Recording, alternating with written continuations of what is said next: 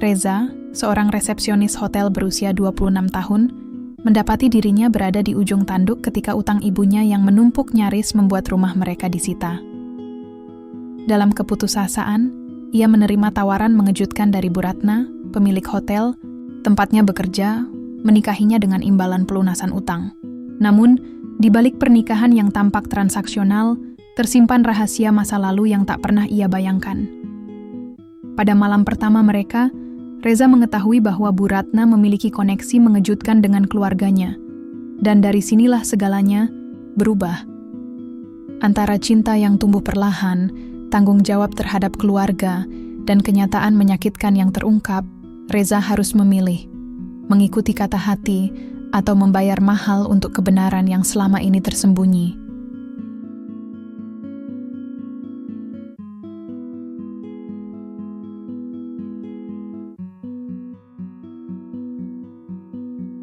Sinar matahari sore menerobos kaca besar di lobi Hotel Arjuna, memantulkan cahaya hangat ke lantai marmer yang mengilap. Reza berdiri di balik meja resepsionis dengan senyum yang dipaksakan, menyapa tamu-tamu kaya yang datang dan pergi dengan koper mahal mereka, parfum mahal mereka, dan hidup yang, mahal juga. Selamat sore, Pak. Selamat datang di Hotel Arjuna. Sapanya pada seorang tamu tua dengan dandanan nyentrik. Reza sudah hafal wajah-wajah seperti itu. Tamu yang rewel, banyak maunya, dan kadang suka minta upgrade kamar gratis cuma karena sering nginep di sini. Tapi Reza tetap tersenyum, seperti robot yang dilatih untuk tetap ramah, tak peduli seberapa lelah atau laparnya. Setelah tamu itu pergi, Reza mencuri waktu beberapa detik untuk memijat pelipisnya. Kepalanya berat. Bukan karena pekerjaan, tapi karena kenyataan. Tadi pagi, ibunya menelepon. Suaranya bergetar. "Za, rumah kita bakal disita. Mereka kasih waktu seminggu. Ibu udah nggak tahu harus gimana lagi." Reza merasa jantungnya diremas saat itu. Rumah kecil di gang sempit Jakarta Timur itu adalah satu-satunya yang mereka punya. Satu-satunya peninggalan almarhum ayahnya. Sekarang, itu pun terancam hilang. Reza. Suara lembut itu membuatnya menoleh. Bu Ratna. Wanita itu berjalan mendekat dengan langkah pelan tapi berwibawa. Usianya 72 tahun, tapi tubuhnya masih tegap. Rambutnya disanggul rapi, dan sorot matanya tajam, tapi menyimpan sesuatu yang Reza tidak bisa jelaskan. Ada rasa hormat, sekaligus waspada. Setiap kali ia bicara dengan wanita ini, bos sekaligus pemilik hotel tempatnya bekerja. "Ikut saya ke ruang kantor," ucapnya singkat. Reza mengangguk, walau bingung. Tidak biasanya Bu Ratna memanggilnya secara pribadi. Di dalam kantor bernuansa kayu gelap dan harum aroma kayu manis, Bu Ratna duduk di balik meja kerjanya. Ia mengisyaratkan Reza untuk duduk di hadapannya. Hening sejenak, hanya suara jam dinding yang terdengar. "Kamu anak yang baik, Reza," katanya tiba-tiba. Reza mengerutkan kening. "Terima kasih, Bu. Saya sudah lama memperhatikan kamu. Bekerja keras, sabar, selalu sopan. Bahkan saat ditekan tamu dan staf lainnya." Reza hanya tersenyum kecil, menunduk. "Saya dengar. Rumah kamu hampir disita," ucap Bu Ratna perlahan, seolah kata-katanya harus dilapisi hati-hati. Reza terhenyak. Dari mana dia tahu? Saya punya koneksi. Dan saya punya tawaran. Detak jantung Reza langsung melonjak. Tawaran? Dalam situasi begini, kata tawaran bisa berarti segalanya. "Saya akan lunasi seluruh utang keluarga kamu. Rumah kamu aman. Ibu kamu tidak perlu cemas lagi," Reza meneguk ludah. "Tapi, sebagai gantinya," Bu Ratna menatapnya dalam-dalam. "Saya ingin kamu menikah dengan saya." Seketika dunia Reza berhenti. Ia mengira salah dengar. Apa, Bu? Menikah dengan saya. Secara sah. Tidak perlu publikasi besar-besaran. Saya tidak butuh pamer. Saya hanya butuh pendamping. Dan saya memilih kamu. Mulut Reza kering. Kepalanya penuh tanda tanya. Apa ini serius? Apakah ini semacam lelucon? Gila? Tapi melihat wajah Bu Ratna yang tenang dan serius, ia tahu. Ini nyata. Saya tahu ini tidak masuk akal, lanjut Bu Ratna. Tapi saya tidak muda lagi, dan saya punya alasan pribadi. Kamu tidak harus mencintai saya.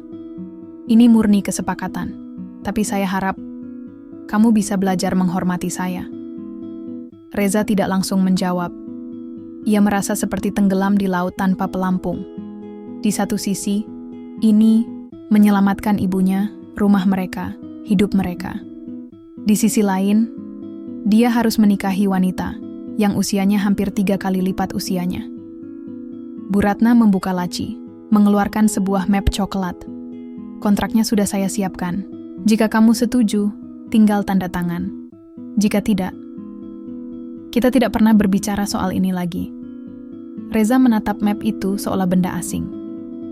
Dalam satu keputusan, hidupnya bisa berubah selamanya. Tapi untuk menyelamatkan keluarganya, apalagi yang bisa ia lakukan? Di luar jendela, langit mulai gelap. Hujan rintik turun, seperti ikut merasakan beratnya hati Reza malam itu. Sejak hari itu, dunia Reza tak lagi sama.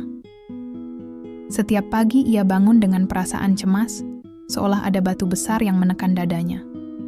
Wajah Bu Ratna dan map coklat itu terus terbayang, bahkan ketika ia menyeduh kopi pagi atau menyapa tamu dengan senyum profesionalnya. Lamaran itu bukan sekadar mengejutkan. Itu gila. Menikah dengan Bu Ratna, wanita berusia 72 tahun yang nyaris 3 kali usianya. Reza merasa hidupnya seperti drama sinetron murah yang tiba-tiba menjadi nyata. Tapi yang lebih membuat sesak adalah kenyataan bahwa dia tidak bisa langsung menolak.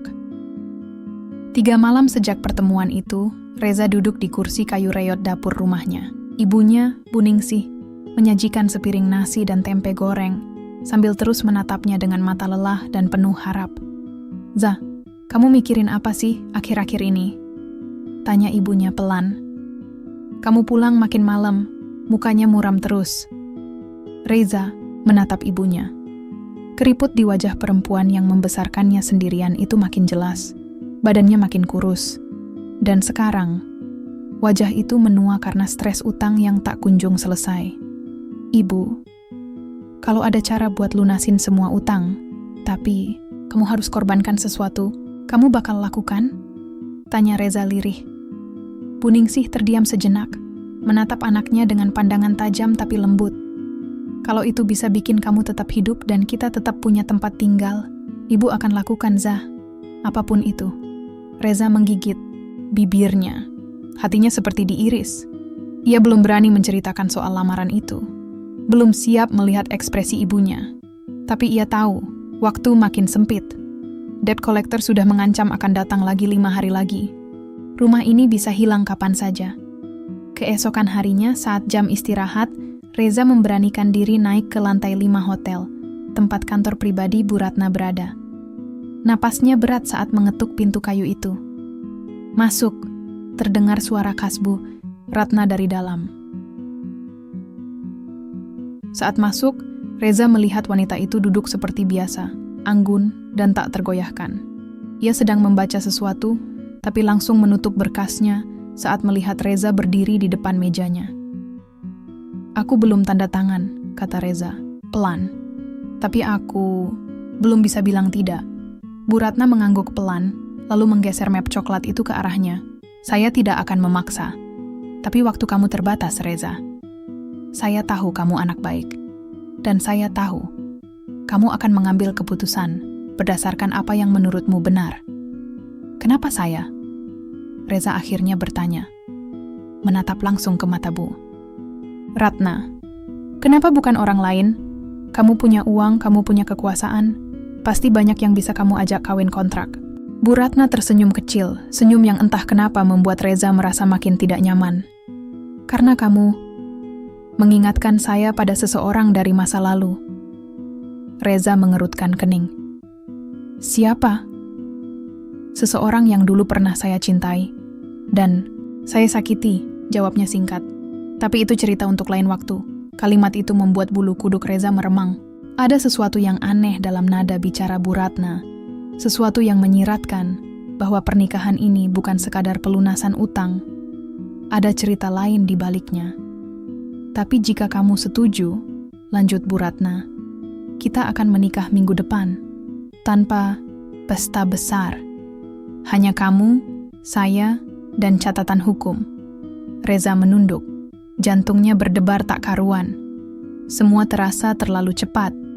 Tapi ia tak punya waktu, tak punya pilihan. Kalau saya bilang iya, ibu saya akan aman kan? Ya, dan kamu juga, jawab Bu Ratna. Saya tidak akan menyentuh kamu jika kamu tidak ingin. Ini bukan tentang itu.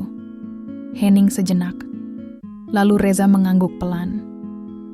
Saya butuh waktu 1 malam lagi. Besok, saya akan kasih jawaban. Malamnya, Reza duduk di teras rumah. Langit mendung, angin dingin menyusup masuk ke sela-sela kaos lusuhnya. Ibunya sudah tidur, lelah karena seharian bekerja di warung kecil mereka. Reza menatap langit, berusaha menemukan bintang, tapi yang ada hanya awan tebal. Ya Tuhan, bisiknya lirih.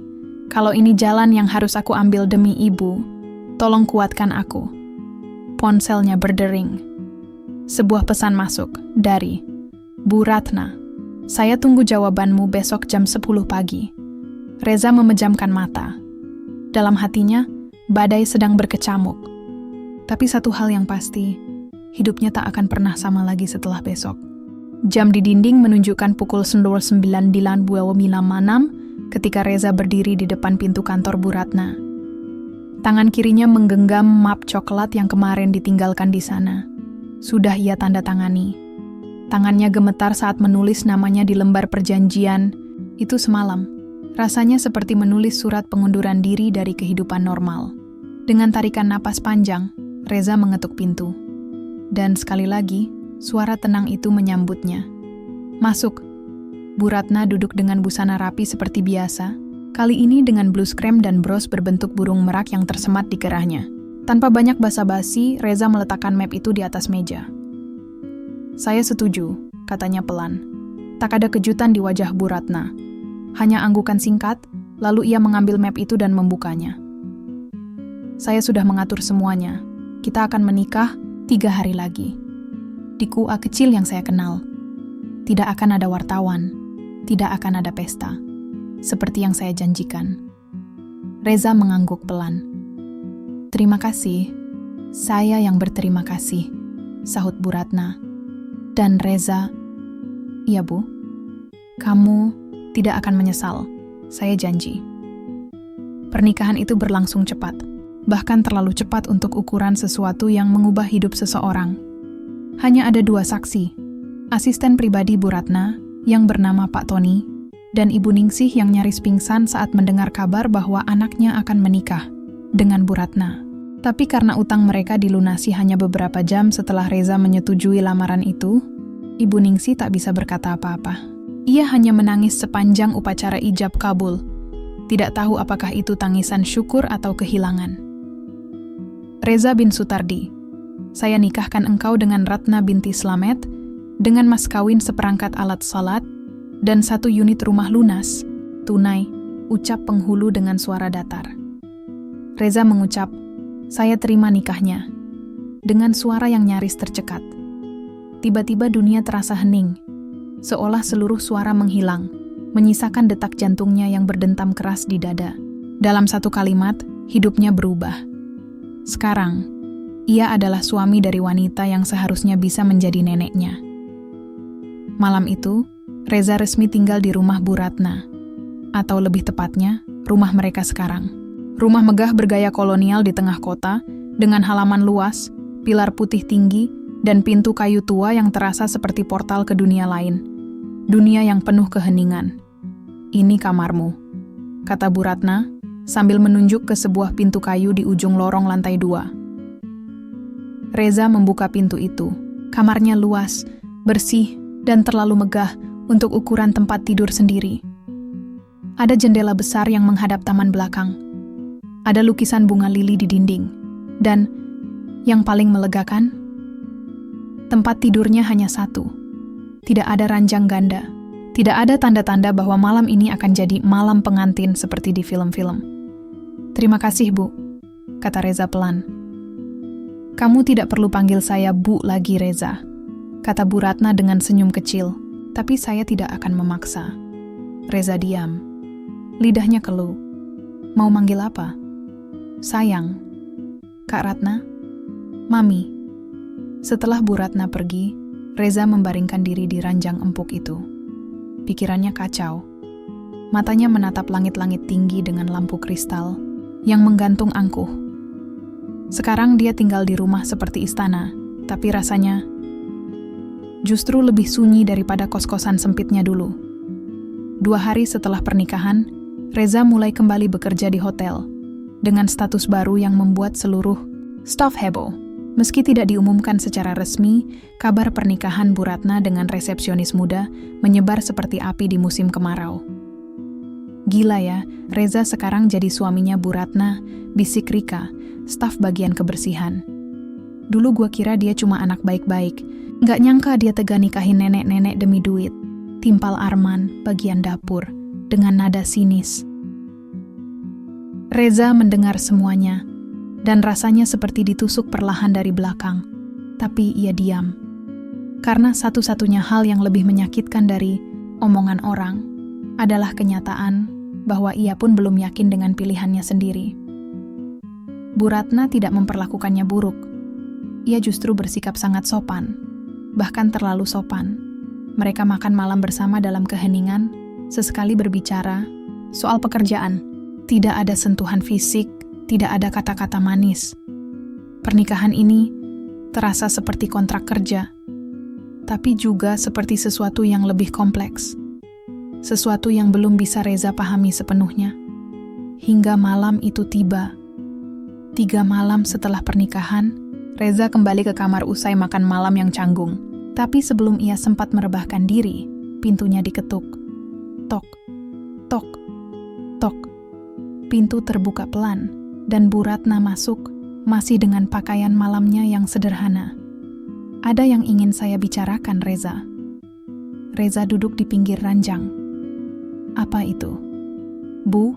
Ratna menatapnya lama. Sorot matanya tidak lagi seperti bos, tidak juga seperti istri, tapi seperti seseorang yang sedang menyimpan rahasia besar. "Aku belum cerita semuanya soal kenapa aku menikahimu." Reza menegakkan badan. Jantungnya mulai berdetak tak beraturan. "Besok malam, aku akan cerita semuanya." Lalu ia pergi begitu saja, meninggalkan Reza dengan jutaan pertanyaan dan rasa penasaran yang menggumpal di dada. Dan untuk pertama kalinya, Reza merasa takut. Bukan pada pernikahannya, tapi pada kebenaran yang menantinya. Reza duduk di ruang tamu besar yang lebih cocok disebut museum. Kursi ukiran jati, karpet Persia, dan patung marmer menghiasi sudut-sudut ruangan. Ia masih belum terbiasa. Seminggu sudah berlalu sejak pernikahan itu, dan hidupnya berubah total dari anak kos yang hidup pas-pasan menjadi suami dari pemilik hotel terbesar di kota. Tapi kenyamanan itu terasa asing, bukan karena rumahnya terlalu besar atau tempat tidurnya terlalu empuk, tapi karena semua ini terasa bukan miliknya. Ia hanya numpang hidup di dunia milik orang lain. Dunia Bu Ratna. Dan malam ini, janji itu datang kembali. Malam, ketika Bu Ratna akan menceritakan semuanya. Alasan sebenarnya di balik pernikahan mereka. Reza tidak tahu harus menanti dengan rasa cemas atau penasaran. Jam menunjukkan pukul 9 malam saat pintu kamarnya diketuk. Tok. Tok. Reza membuka. Bu Ratna berdiri di ambang pintu, mengenakan jubah malam abu-abu dengan rambutnya yang disanggul rapi. "Bisa bicara sebentar?" tanyanya tenang. Reza mengangguk, mempersilakan wanita itu masuk. Mereka duduk di sofa kecil di sudut kamar. Tak ada percakapan selama beberapa menit, hanya keheningan yang menggantung seperti kabut tebal. "Sebelum saya cerita, kamu janji nggak akan langsung pergi atau marah?" kata Bu Ratna akhirnya. Reza mengangguk pelan. "Saya janji." Bu Ratna menarik napas panjang, lalu mulai bicara. 25 tahun lalu, aku punya anak laki-laki. Namanya Yuda. Reza menatapnya kaget. Ia tak pernah dengar ada yang bilang Bu Ratna punya anak.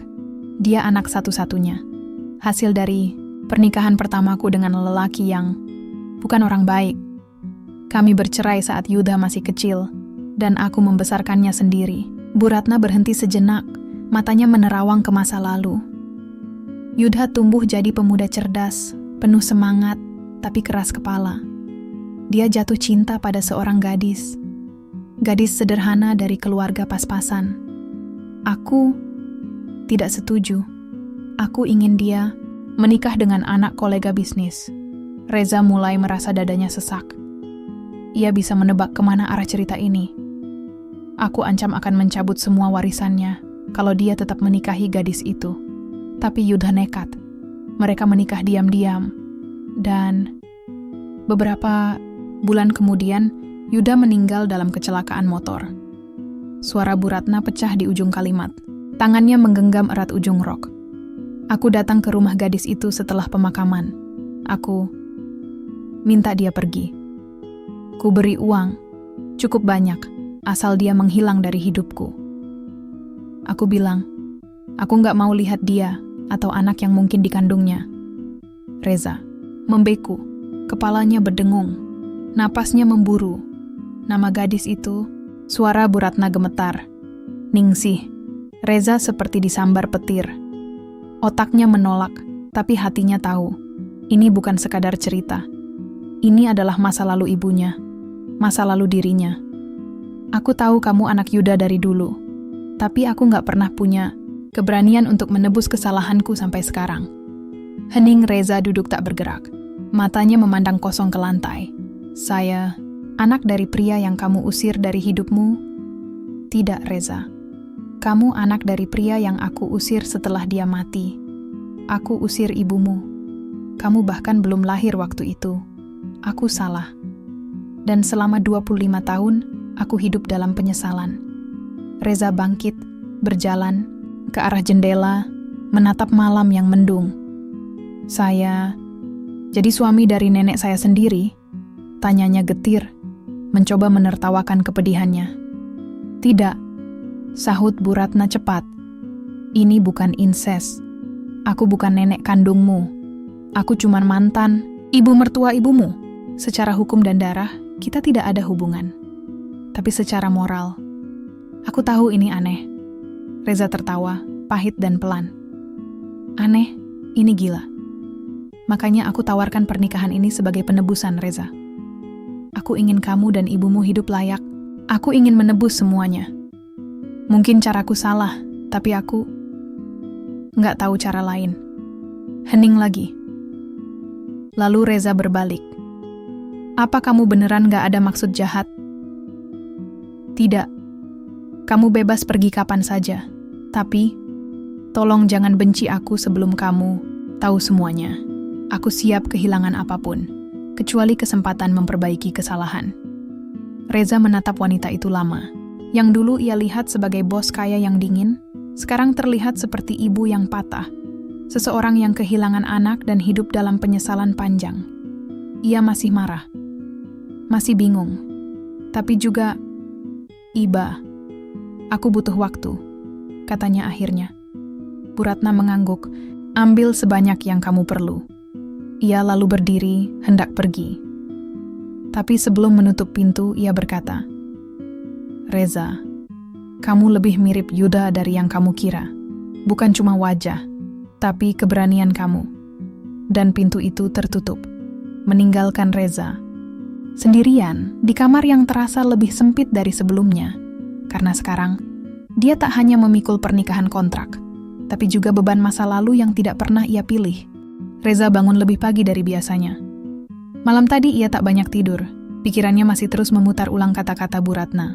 Tentang Yudha. Tentang ibunya.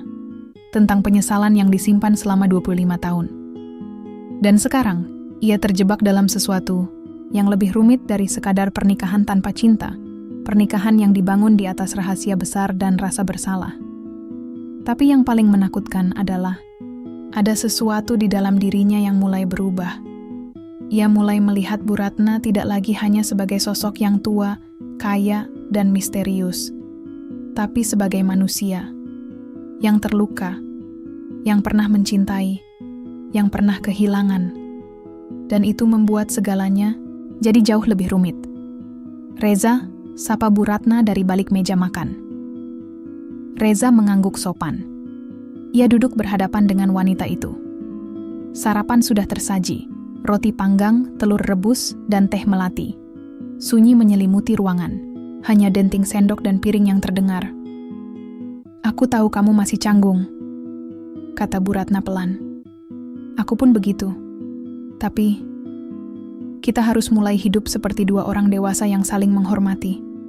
Reza mengangguk. "Saya nggak tahu harus bersikap gimana. Kamu nggak perlu pura-pura akrab. Cukup jadi diri kamu. Itu cukup." Lalu ia tersenyum. Senyum yang tak sama seperti biasanya.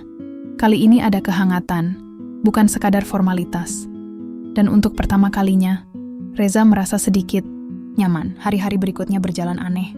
Aneh karena perlahan-lahan Reza mulai menikmati kebersamaan mereka. Bukan dalam arti romantis, tapi lebih seperti dua orang yang sedang belajar menyembuhkan diri bersama. Mereka mulai berbincang saat makan malam. Kadang tentang pekerjaan, kadang soal buku. Ternyata Bu Ratna suka puisi. Ia punya koleksi puisi Chairil Anwar dan Sapardi Djoko Damono yang disimpan rapi di rak tua di ruang baca. Suatu malam, Reza mendapati Bu Ratna duduk di sana, membaca pelan. "Aku ingin mencintaimu dengan sederhana, dengan kata yang tak sempat, diucapkan kayu kepada api yang menjadikannya abu." Reza berdiri di ambang pintu, terdiam. Lalu ia duduk di seberang wanita itu. "Kamu suka puisi?" tanya Bu Ratna tanpa mengangkat wajah. Reza mengangguk. "Dulu, waktu SMA, tapi sekarang, rasanya semua terlalu rumit untuk diterjemahkan dengan puisi." "Kadang justru puisi yang bisa menjelaskan yang rumit," sahut Bu Ratna sambil menutup bukunya. Mereka bertukar pandang, tak ada kata. Tapi ada sesuatu yang mulai tumbuh di antara diam itu. Rasa yang tak bisa didefinisikan, tapi cukup untuk membuat dada Reza sesak. Hubungan mereka berubah perlahan. Suatu hari, Bu Ratna menunggu Reza pulang kerja hanya untuk menyajikan wedang jahe buatan sendiri. Lain waktu, Reza membelikan Bu Ratna shawl wool karena melihatnya menggigil malam sebelumnya. "Ini untuk kamu," katanya saat menyerahkan shawl itu. Bu Ratna menatapnya lama, lalu mengangguk pelan. "Terima kasih, warna merah marunnya cantik. Saya pilih karena elegan, tapi tetap hangat." "Mungkin itu juga gambaran tentang kamu, Reza," jawabnya sambil tersenyum lembut. Dan Reza tak bisa menyangkal, hatinya bergetar. Malam-malam selanjutnya, Reza mulai kehilangan arah pada perasaannya. Ia tidak mencintai Bu Ratna dalam arti yang sama seperti pria muda mencintai wanita muda. Tapi ia juga tidak bisa menyangkal rasa nyaman dan damai saat bersamanya. Rasa yang tumbuh bukan dari ketertarikan fisik, tapi dari luka yang saling menemukan rumah. Kadang Reza berpikir, apakah ini cinta atau sekadar rasa kasihan? Tapi malam itu, saat Bu Ratna tertidur di ruang baca dengan buku terbuka di pangkuan, Reza memandanginya lama. Ia menyelimutinya pelan. Lalu tanpa sadar, mengusap pelan rambutnya yang memutih. Dan yang mengejutkan dirinya sendiri, ia menangis pelan. Bukan karena sedih, tapi karena takut. Takut bahwa ia benar-benar mulai peduli. Benar-benar mulai merasa terikat. Tapi hidup, seperti biasa, tidak suka ketika seseorang mulai merasa tenang. Beberapa hari kemudian, Reza menerima surat dari seorang pria asing yang mengaku sebagai pengacara lama almarhum Yuda, ayah kandungnya. Surat itu berisi dua hal, salinan surat warisan Yuda, dan sebuah nama yang belum pernah ia dengar sebelumnya. Laras, adik tirimu, anak Yuda dari wanita lain sebelum menikahi ibumu. Reza membeku. Ada orang lain yang juga mewarisi darah yang sama. Dan wanita itu masih hidup. Dunia Reza kembali jungkir balik. Ia menatap surat itu dengan tangan gemetar. Dan saat Bu Ratna mendekat, menanyakan ada apa, Reza hanya berkata, "Sepertinya cerita kita baru saja dimulai. Pagi itu terasa lebih dingin dari biasanya. Bukan karena angin, tapi karena beban di dada Reza. Surat itu masih tergenggam erat di tangannya. Nama itu, Laras. Seperti hantaman pelan tapi dalam, mengubah arah semuanya. Ia duduk di balkon, memandangi langit yang mendung seolah ikut menyimpan rahasia. Bu Ratna belum bangun, tapi Reza tahu, ia tak bisa menyimpan ini sendirian. Ia harus tahu, ia harus menanyakan tentang Laras. Dan tentang warisan Yuda, yang ternyata tidak pernah hilang seperti yang dikatakan Bu Ratna. "Bu," ucap Reza saat sarapan. Bu Ratna menoleh, wajahnya tenang seperti biasa, tapi sorot matanya waspada. Ia tahu nada Reza berbeda. Ada yang ingin saya tanyakan. Tentang Laras.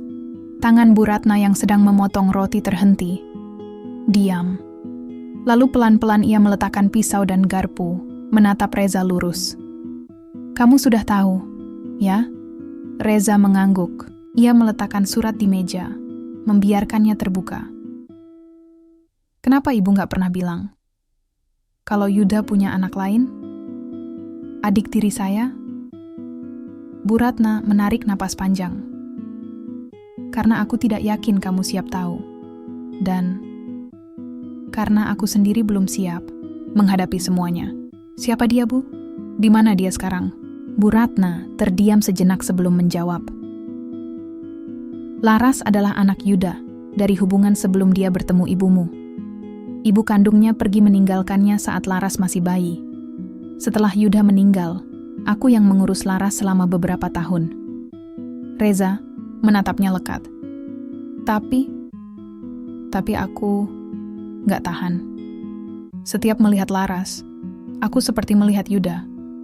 Aku belum bisa berdamai dengan rasa kehilangan itu.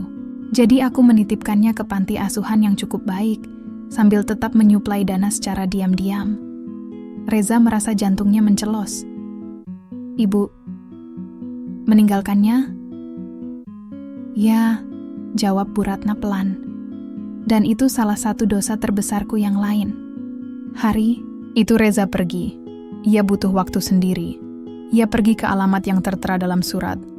Panti asuhan sederhana di pinggiran kota. Di sana, ia bertemu dengan pengurus panti yang mengingat nama Laras dengan jelas. "Oh, Laras. Dia sudah lama pergi dari sini, Nak. Anak baik, cerdas, tapi tertutup. Dulu sempat ada orang yang rutin membiayai hidupnya, tapi Laras gak pernah tahu siapa." "Sekarang dia di mana?" tanya Reza. "Ia sudah mandiri, punya studio seni kecil di kota sebelah. Kami masih kadang saling kirim kabar." Reza mencatat alamat itu. Sesuatu di dalam dirinya merasa harus menemui Laras. Bukan hanya karena darah yang mengalir sama, tapi karena luka mereka mungkin bersumber dari tempat yang sama. Studio Laras adalah ruang kecil yang dipenuhi lukisan berwarna suram. Di tengah ruangan berdiri seorang wanita muda, mungkin sekitar 23 atau 24 tahun. Wajahnya tegas, tapi ada sorot kesedihan yang tidak bisa disembunyikan. "Maaf, kamu siapa?" tanya Laras saat melihat Reza berdiri di depan pintunya. Reza menelan, ludah. "Namaku Reza. Aku kakak tirimu." Laras menatapnya lama, lalu tertawa kecil. Bukan bahagia, tapi getir. "Lucu ya. Selama hidup aku gak tahu siapa keluargaku. Dan sekarang, seorang pria asing datang, ngaku kakakku." Reza tidak tahu harus tertawa atau sedih. "Aku gak mau apa-apa," lanjutnya. "Aku cuma pengen tahu kamu baik-baik saja." Laras menatapnya lama, lalu mengangguk pelan. "Aku baik. Luka sudah jadi teman. Sekarang aku cuma berusaha hidup." Sore itu, mereka berbicara lama. Tentang masa lalu, tentang rasa ditinggalkan, tentang perasaan jadi yang tidak diinginkan. Dan Reza tahu satu hal. Laras bukan sekadar potongan dari rahasia keluarga. Ia adalah bagian dari dirinya yang hilang. Saudara, cermin dari rasa sepi yang selama ini tak bisa ia jelaskan. Malamnya, Reza pulang ke rumah dengan hati campur aduk. Dan saat melihat Bu Ratna menunggunya di ruang tamu, ia merasa amarahnya muncul kembali. Ibu bilang ingin menebus kesalahan, Tapi selama ini, malah menyembunyikan adik saya? Aku takut kehilangan kamu juga, Reza, ujar Bu Ratna pelan. Kamu satu-satunya yang masih bertahan denganku. Aku takut kamu pergi kalau tahu semuanya. Saya nggak pergi, Bu. Tapi saya bukan boneka yang bisa dibohongi. Lalu Reza berdiri, berjalan menuju tangga. Tapi sebelum ia naik, Bu Ratna berkata, dengan suara hampir tak terdengar, Reza, aku mungkin ibu yang buruk, tapi aku mencintaimu. Mungkin bukan sebagai istri mencintai suami, tapi sebagai seseorang yang ingin menebus semuanya. Bahkan jika aku harus kehilangan kamu juga. Dan kali ini Reza tak bisa menjawab apa-apa, ia hanya diam. Dan hatinya semakin terluka oleh kebenaran yang tidak ia minta.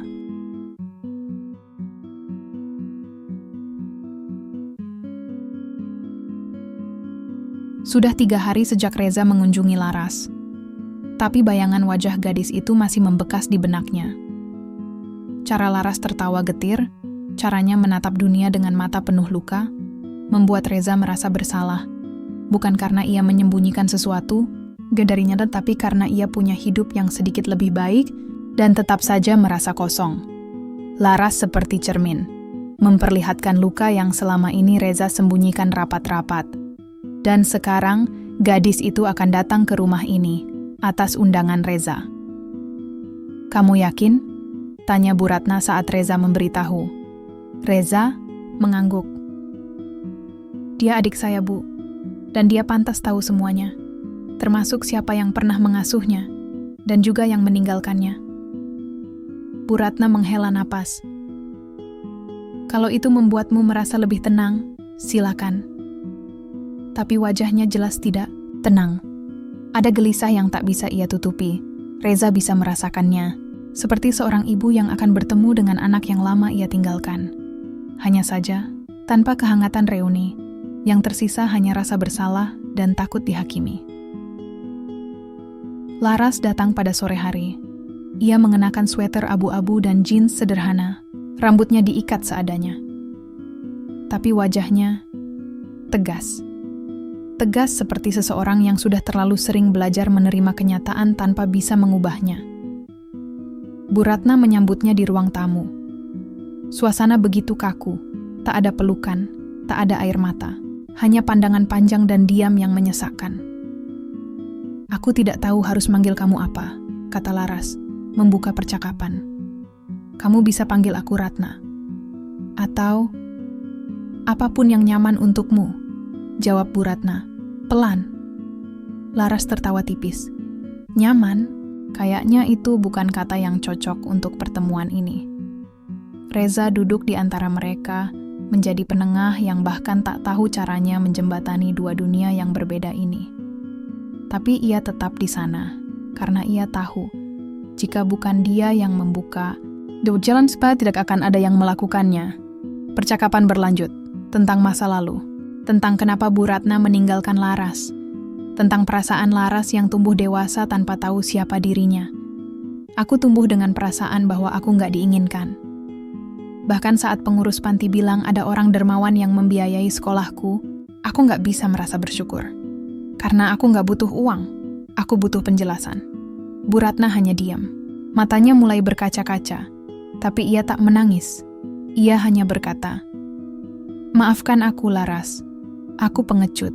Aku tidak bisa memelukmu saat kamu butuh. Aku terlalu tenggelam dalam kehilangan Yuda.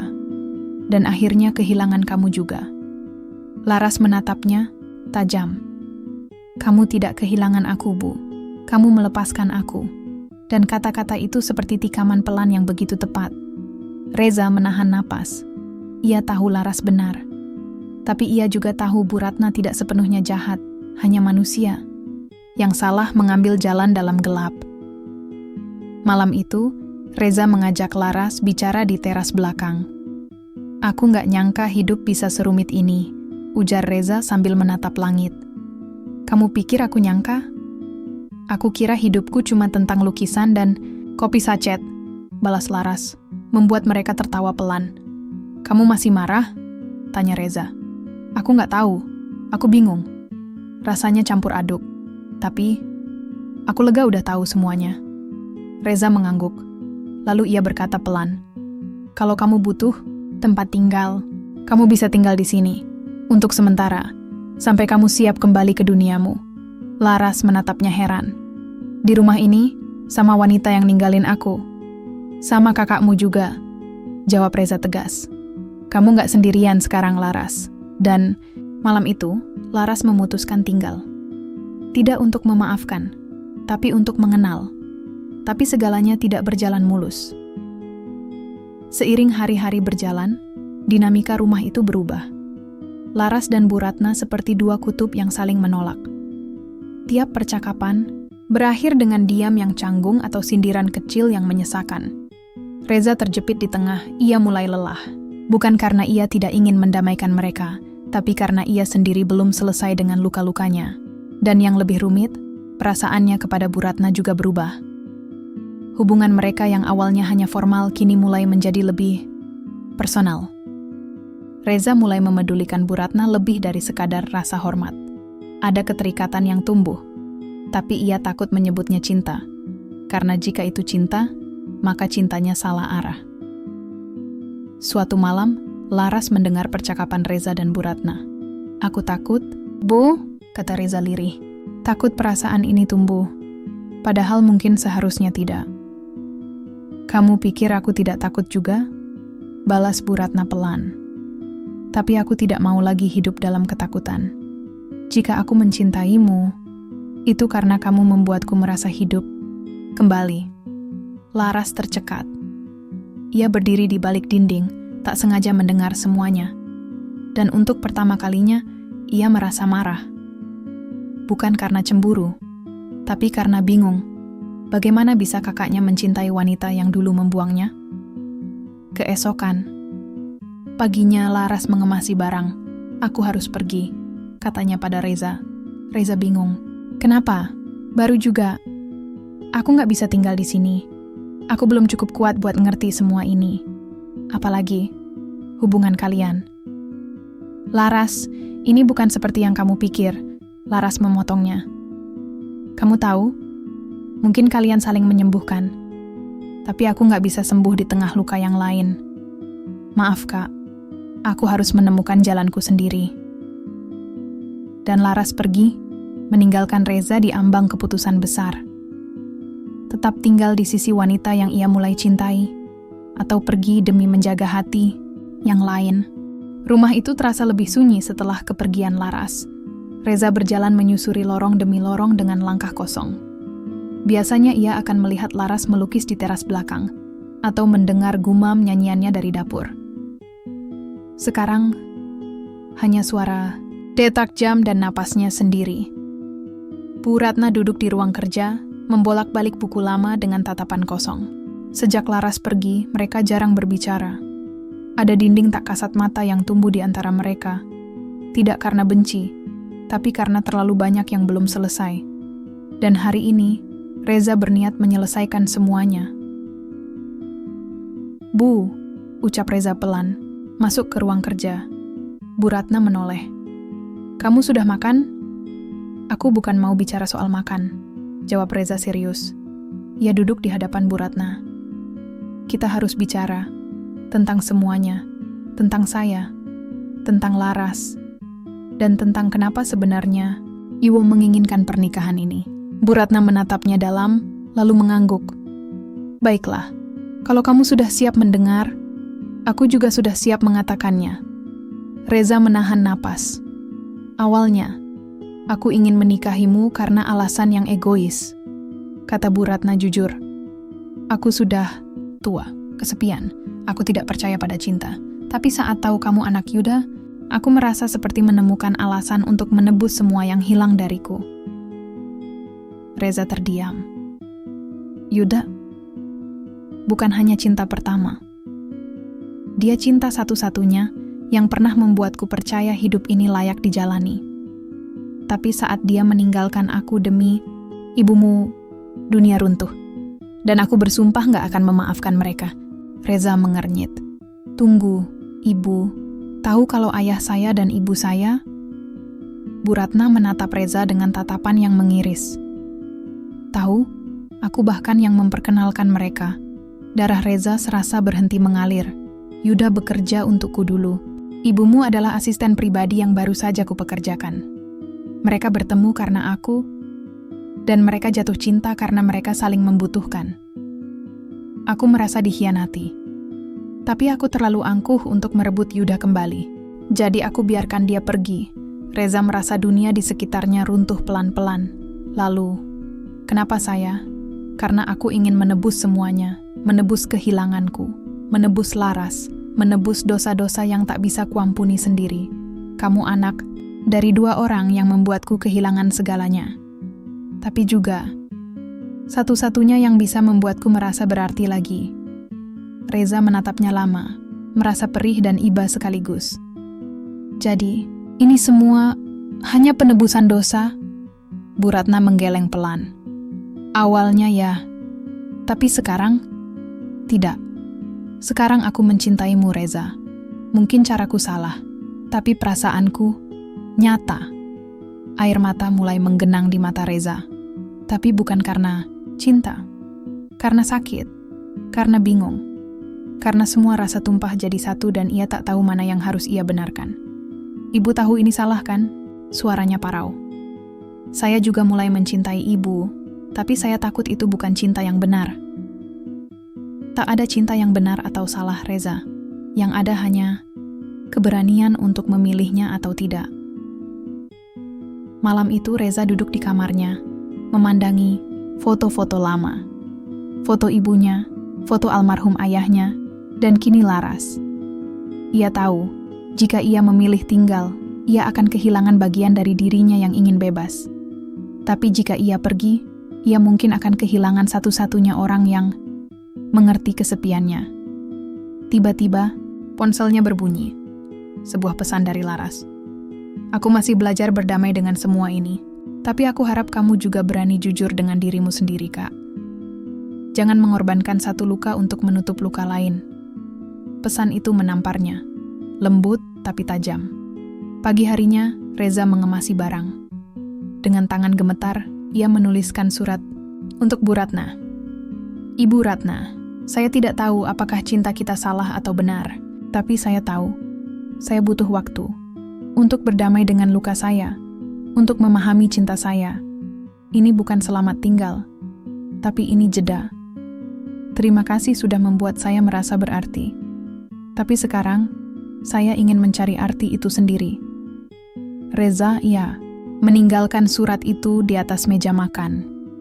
Lalu keluar rumah dengan langkah pelan, membiarkan angin pagi menyeka air mata yang diam-diam turun. Di dalam rumah, Bu Ratna membaca surat itu dengan tangan bergetar. Ia menangis. Tapi kali ini bukan karena kehilangan, tapi karena akhirnya ia bisa melepaskan. Sudah 2 minggu sejak Reza meninggalkan rumah Bu Ratna.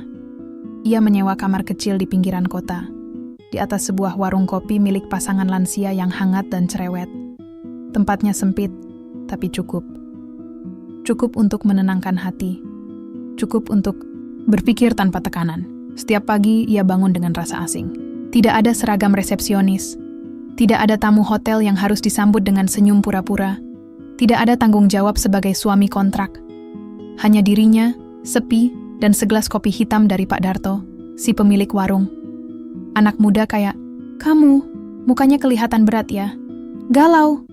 tanya Bu Yati suatu pagi sambil menyapu depan kamar. Reza hanya tertawa kecil. "Lagi nyari jalan pulang, Bu." Bu Yati menghentikan sapunya. "Kadang, jalan pulang bukan soal tempat, tapi soal siapa yang mau nungguin kamu sampai kamu siap balik." Dan kalimat itu menghantam Reza seperti petir di siang bolong.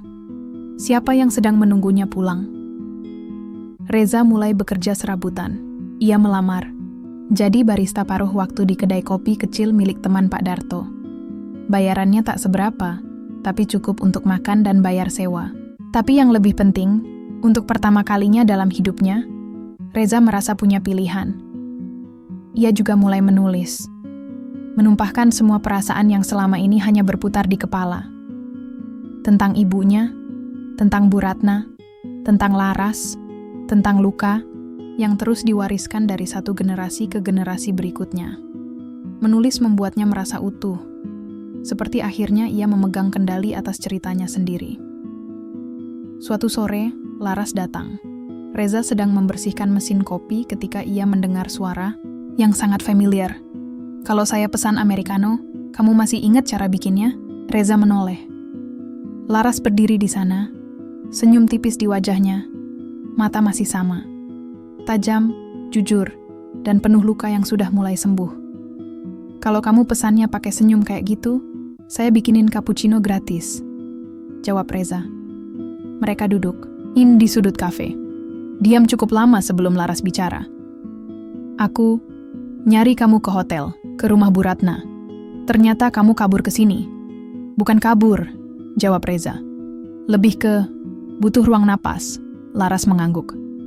"Aku ngerti. Gimana kabar kamu?" tanya Reza. Laras menarik napas. "Aku mulai terapi, dan aku mulai melukis lagi. Bukan untuk jualan, tapi untuk diri sendiri." Reza tersenyum. "Kamu kuat, Ras. Kamu juga, Kak. Tapi kamu gak harus terus jadi kuat, sendirian." Malam itu, mereka berjalan pulang bersama. Sepanjang jalan, Laras bercerita tentang seorang guru seni yang membantunya melihat trauma bukan sebagai musuh, tapi sebagai bagian dari lukisan hidup yang utuh. Reza mendengarkan. Hatinya hangat. Untuk pertama kalinya dalam waktu yang lama, ia merasa tidak sendirian. "Sebenarnya," ujar Laras tiba-tiba, "aku sempat ketemu Bu Ratna. Dia ngasih aku surat buat kamu." Reza menatap Laras, kaget. "Dia minta aku yang nyerahin." "Tapi, aku nunggu kamu siap dulu." Laras menyodorkan amplop putih kecil. Reza menerimanya dengan tangan gemetar. "Reza, jika kamu membaca ini, berarti kamu sudah cukup berani untuk membuka kembali hati. Aku tidak meminta kamu kembali.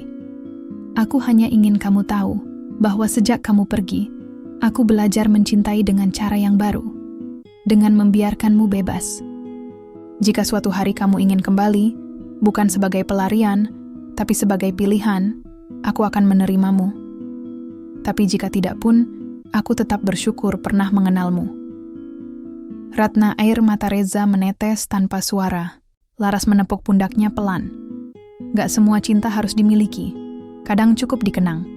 Reza menatap langit malam. Mungkin benar, jalan pulang bukan soal kemana, tapi ke siapa. Dan malam itu, ia tahu. Ia sudah di jalannya. Esok paginya Reza menulis satu kalimat di buku catatannya. "Aku tidak mencari rumah. Aku membangunnya dari luka, dari cinta, dari keberanian untuk memilih sendiri." Dan di halaman berikutnya, ia menulis, "Bab baru. Akan kutulis sendiri, tapi tidak sendiri." Pagi itu Jakarta tak terlalu bising. Matahari muncul malu-malu di balik awan, dan angin membawa bau tanah basah sisa hujan semalam. Reza berdiri di depan bangunan kecil berwarna krem dengan papan kayu bertuliskan, "Kedai Tengah Hari." Bukan hotel bintang 5, bukan restoran mahal, tapi kedai kecil dengan meja kayu bekas dan kursi yang tak sepadan. Tempat yang kini menjadi bagian dari hidupnya. Tempat yang ia bangun perlahan bersama Laras. Kedai itu bukan sekadar tempat jualan kopi, tapi tempat orang datang, duduk, dan merasa punya rumah. Ada lukisan Laras tergantung di dinding, ada buku puisi karya Reza di rak sebelah kasir. Dan di belakang kedai, ada satu ruangan kecil, studio melukis dan menulis mereka. Tempat semua luka diurai pelan-pelan menjadi warna dan kata. Suatu siang, Bu Ratna datang. Ia mengenakan blus putih dan syal sutra di lehernya. Rambutnya digelung rapi seperti biasa, tapi kali ini ada senyum yang lebih lembut di wajahnya. "Selamat datang," sapa Reza, sedikit gugup tapi hangat. "Kopimu makin harum sekarang," jawab Bu Ratna, duduk di bangku kayu dekat jendela. Laras muncul dari dapur, membawa 2 gelas kopi. Bu Ratna menerima gelas itu dan meminum perlahan. "Terima kasih sudah membuat tempat ini. Rasanya seperti rumah yang tak pernah kumiliki." Reza duduk di seberang, menatap wanita yang pernah menjadi bayangan luka masa lalunya. Kini hadir sebagai bagian dari perjalanan penyembuhannya. Terima kasih juga, Bu, atas suratnya. Saya butuh waktu untuk memahaminya. Tapi sekarang saya tahu Ibu tidak pernah memenjarakan saya. Ibu membebaskan saya. Mata Bu Ratna berkaca-kaca. Dan kamu telah memilih dengan hati. Itu yang paling penting. Hari-hari berlalu. Kedai mereka mulai ramai. Ada pengunjung yang datang tiap minggu untuk membaca puisi Reza yang ditempel di papan tulis. Ada remaja yang mengikuti kelas melukis, Laras di akhir pekan. Dan ada anak-anak yang datang hanya untuk menggambar bebas di dinding belakang. Tempat Laras membiarkan siapapun melukis sesuka hati. Reza mulai menulis buku, bukan tentang cinta muluk atau drama murahan, tapi tentang keberanian memilih, tentang rumah, tentang luka yang bisa jadi pintu, bukan tembok. Ia memberi judul naskah bukunya, Rahasia di Balik Janji. Sebuah kisah yang dimulai dari paksaan, berubah jadi pilihan, dan berakhir dengan harapan. Satu malam, saat hujan turun pelan-pelan, Reza dan Laras duduk di teras kedai, membagikan selimut tipis dan satu muk coklat panas.